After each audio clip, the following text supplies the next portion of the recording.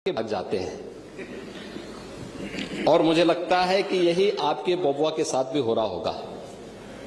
वह भी देश से फिर जाएंगे इंग्लैंड की सैर सपाटे में और आप लोग यहां चिल्लाते रहेंगे। तो अखिलेश यादव ने भी पलटवार करने में जरा भी देरी नहीं की।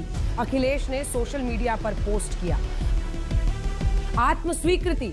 किसी को उम्मीद नहीं थी कि दिल्ली लखनऊ की लड़ाई यहां तक पहुंच जाएगी। फिलहाल कफ सिरप के मुद्दे पर बीजेपी और समाजवादी पार्टी के बीच जुबानी जंग जारी है।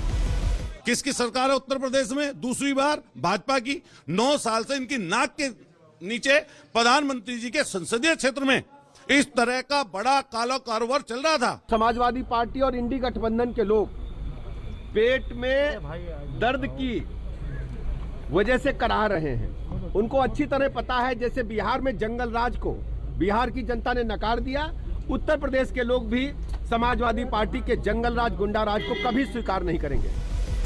इस मामले में जारी सियासत के बीच आज सीएम योगी ने सख्त रुख अपनाते हुए ऐलान कर दिया कि दोषियों पर ऐसी कार्रवाई होगी जो नजीर बनेगी। फिलहाल सत्ता पक्ष और विपक्ष दोनों एक दूसरे पर कफ सिर्फ मौत मामले में आरोप प्रत्यारोप कर रहे हैं। अभी इस विवाद पर विराम लगता नहीं दिख रहा। आज तक ब्यूरो।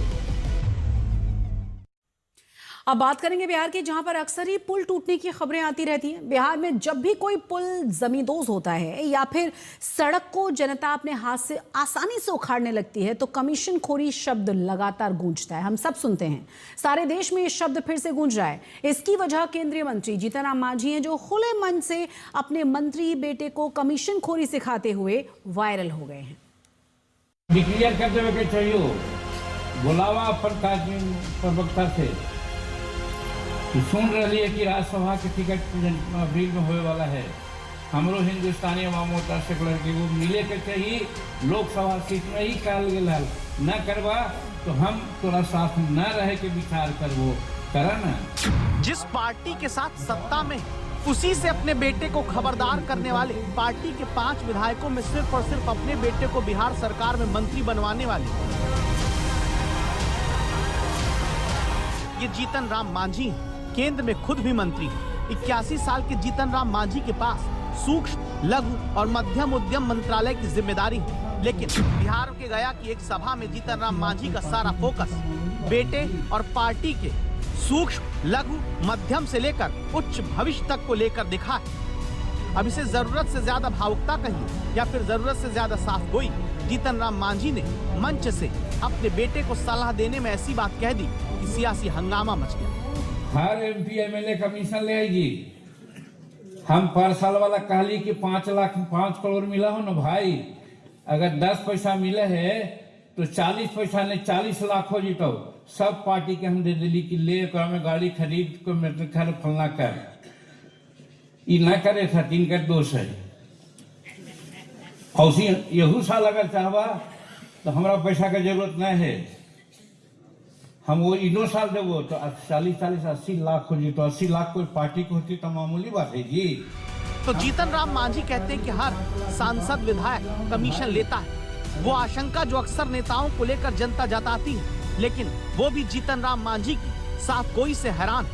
सबसे बड़ी बात ये कि मांझी जिस बेटे को कमीशन लेने का पाठ पढ़ा रहे हैं वो बिहार में तीसरी बार के मंत्री। बिहार सरकार में उनके पास बड़ी जिम्मेदारी है। न 5-10% पर जाए तो 5% पर दावा तू 5% पर लेकर के करा। ए भैया तो हनी सब एक दूसरा बात मत बोली।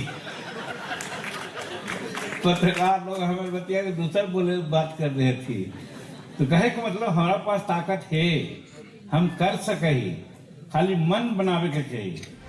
और जीतन राम मांझी की दलील है कि कमीशन लेना पार्टी हित के लिए जरूरी है, लेकिन मांझी ने पार्टी में ऐसा बंदोबस्त कर रखा है कि कमीशन की कृपा से सिर्फ उन्हीं का भला होगा। जीतन राम मांझी की पार्टी हम में परिवारवाद पूरी तरह हावी है। इनकी पार्टी के 5 विधायक, जिनमें दीपा कुमारी उनकी बहू है तो ज्योति देवी उनकी समधा, बेटे संतोष सुमन पार्टी के अध्यक्ष है और तीसरी बार बिहार सरकार में मंत्री है। कुल मिलाकर पार्टी पर मांझी के परिवार का ही कब्जा है। ऐसे में पार्टी को मिलने वाले कमीशन से किसे फायदा हो, इसे लेकर ज्यादा सिर खपाने की जरूरत नहीं।